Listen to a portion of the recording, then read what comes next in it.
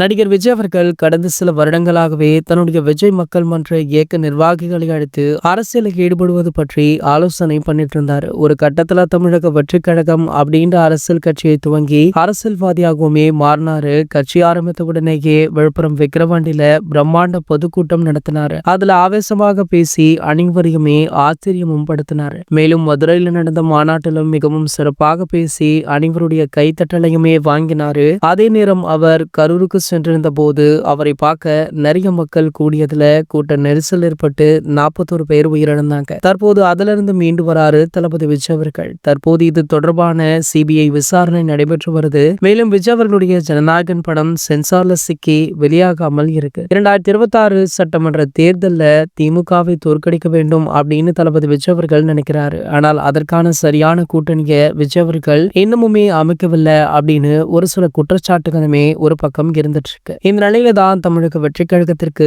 தேர்தல் ஆணையம் விசில் சின்னத்தை ஒதுக்கியிருக்காங்க. எனவே தமிழகத்துல இனி விசில் சின்னமும் பிரபலமாகும் அப்படின்னுமே எதிர்பார்க்கப்படுது. சோ இவங்க அறிவித்த கொஞ்ச நேரத்திலேயே தளபதி விஜய் அவர்களுடைய விசில் சின்னத்திற்கு பல ஆதரவுகள் தொடர்ந்து குவிஞ்சிட்டு இருக்கு. அந்த வகையை பாத்தீங்கன்னா கோலிவுட்டுடைய சூப்பர் ஸ்டார் நடிகர் ரஜினிகாந்த் அவர்கள் தளபதி விஜய் அவர்களுடைய இந்த விசில் சின்னத்திற்கு வாழ்த்துக்களை தெரிவிச்சிருக்காரு. இப்படி சூப்பர் ஸ்டார் அவர்கள் வாழ்த்து தெரிவித்தது சமூக வலைத்தளங்கள்ல படு வைரலுமே ஆகிட்டு இருக்கு. சூப்பர் ஸ்டார் அவர்கள் தாவேகா கட்சி மட்டுமல்ல மற்ற அனைத்து கட்சிகளுக்குமே அவருடைய ஆதரவை கொடுத்து வருகிறார் அப்படின்றதுமே குறிப்பிடத்தக்கது. இது போன்ற செய்திகளை பத்தி நீங்க உடனே தெரிஞ்சுக்க நம்ம சேனலை மறக்காம சப்ஸ்கிரைப் பண்ணிக்கோங்க.